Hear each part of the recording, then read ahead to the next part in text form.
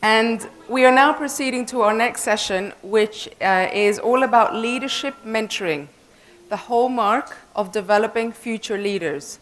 I am delighted to have on the stage Hessa Ghurair, Director of Human Capital, UAE General Civil Aviation Authority. Before the wonderful Hessa commences, I wanted to read her quote on her bio, her why. In progress, we make history.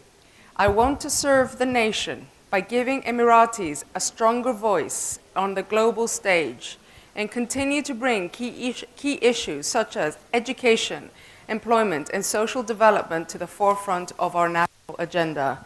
She is extraordinary, she's very vocal, and she is extremely well known in the region. So it is my honor and pleasure to welcome you on the stage. Thank you.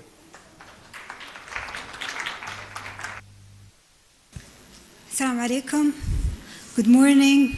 I'm trying to use 2 mics because normally it's hard to hear me, but I'll try my best. So inshallah you had good dose of caffeine? Coffee, more coffee. Yes. Well, to begin with, I would like to thank the Arab Women Leadership and Summit team for inviting me. This is really overwhelming. I've really enjoyed paying attention to everyone who has spoken earlier, and I think the 3 words we kept hearing, women, inspiring, and then delegation, and then more training and future. So very clear, we all talk the same language, but difference is how we actually implement. How does it really look like? So today I would like to speak about the hallmark of leadership. But to understand leadership, we need to understand the future. In progress, as I said, we make history. And here where I would like to talk a bit of history and a bit of future. I'll make it sweet and simple because I can't add more than what my colleagues already added in the morning. To begin with, it's always either IT problem or HR problem. So I'm used to having issues with the clicker. So to begin with, I would like to read the quote of Sheikh Mohammed bin Rashid. 50 years ago, the founding fathers shaped our life today, and next year we will shape our coming 50 decades of future generation. Closer? So shall I use this mic? Okay. أنا آسفة جدا, I'm sorry, but this is normal. Okay. So looking at the quote of Sheikh Mohammed bin Rashid, he made it very clear. How will our future look like? And today we begin preparing for it. And I'll use the UAE journey to actually inspire how leadership would actually look like. If we go a little bit back,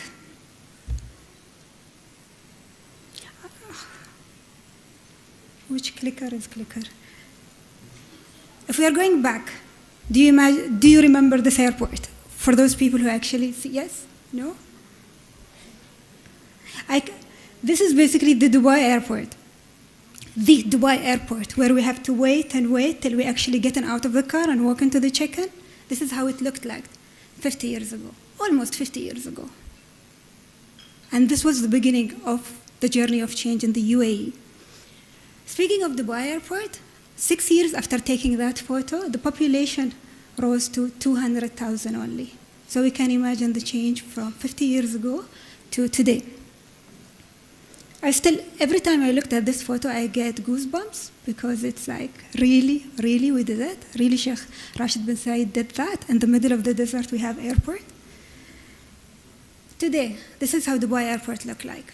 Last year only, Dubai received over 11 million passengers.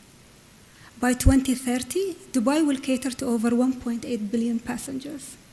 This is huge.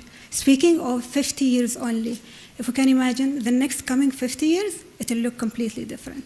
I still get goosebumps, by the way, when I try to imagine how will the airports look like.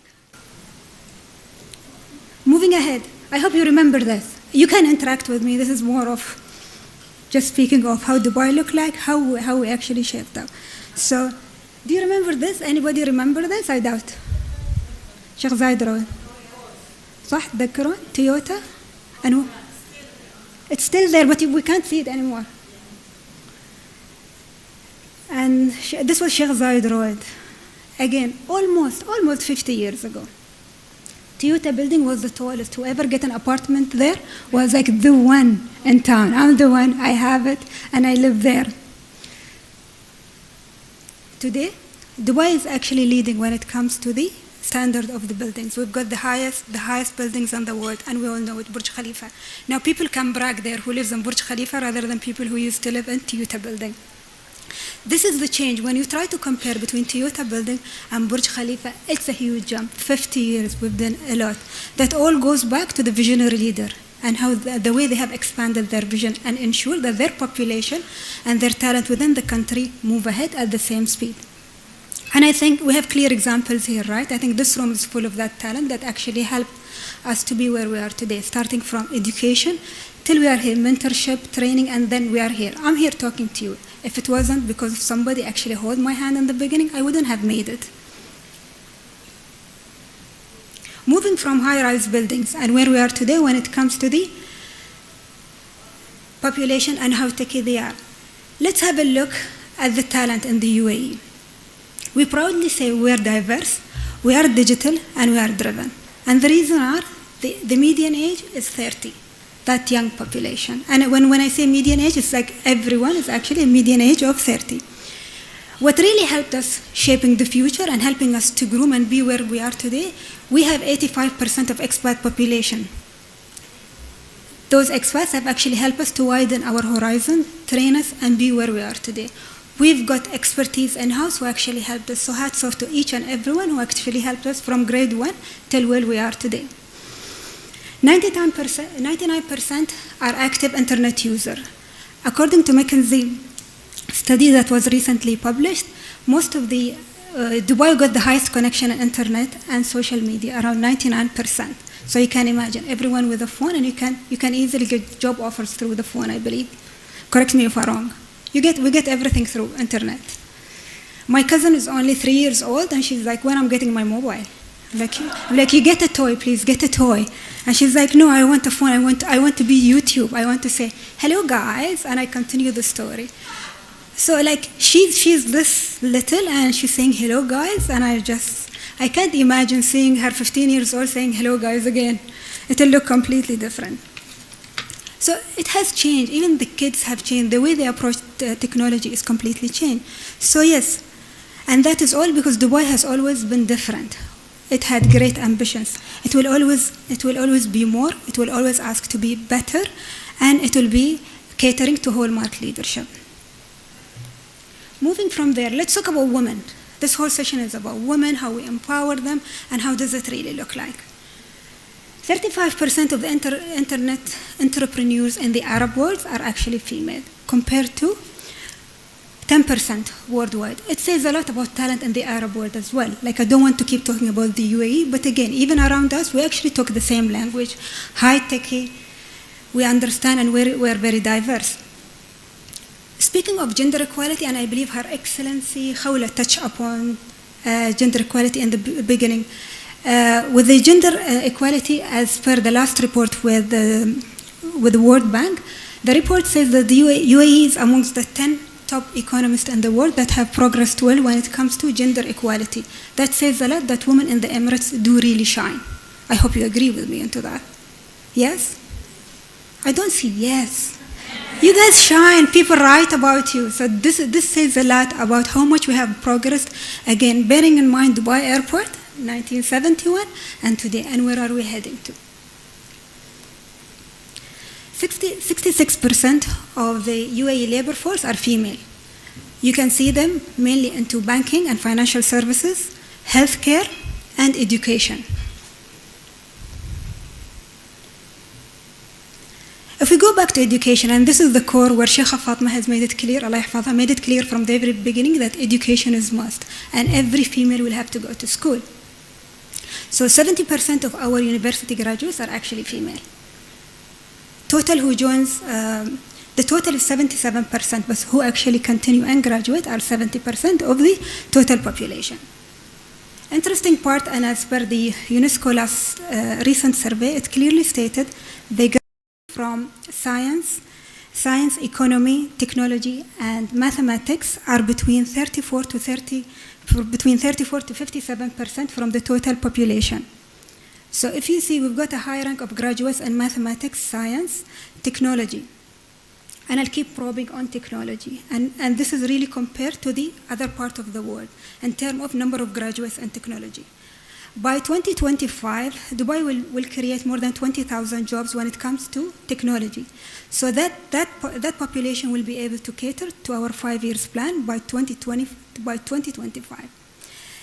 The great news when it comes to technology graduate, they always see technology as a way of upskilling jobs, and they don't see it as a way of eliminating jobs. So even the thought process is completely different. So many people think that with technology, we're going to lose some jobs, we're going to introduce robots, and we will never have jobs. But with these graduates that coming with a different mindset, it clearly says we need different set of skills, but we'll have more jobs.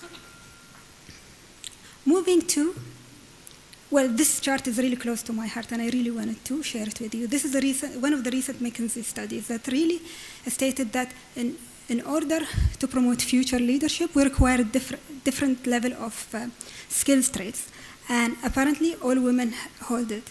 So if you look at inspiration, participation, and decision making, rewards, people development, I mean, ladies have touched all the points. So we're actually driving the change when it comes to traits compared to, I won't say compared to male, but this study was conducted among women, so that's why they are better in decision making, and we need more of women sitting at the board level to make the right decision. I mean, this is for you. I really wanted to share this slide. I wanted to put it in the very beginning and say, here we are. We have it all, but we just need to support each other, support what we really need, and providing more opportunities for mentorship. To conclude, again, Sheikh Mohammed bin Rashid said it well, and this is actually summarized my presentation today. The world belongs to those who can imagine it, design it, and live it. Frankly speaking, the cornerstone of the Hallmark leadership are basic, if you look at it, are three: being tech savvy, living in a very diverse economy, and being updated with what's really happening in the world. Our leaders made it very clear, and they're supporting it. Thank you so much for your attention, and I'll be more than happy to answer your questions.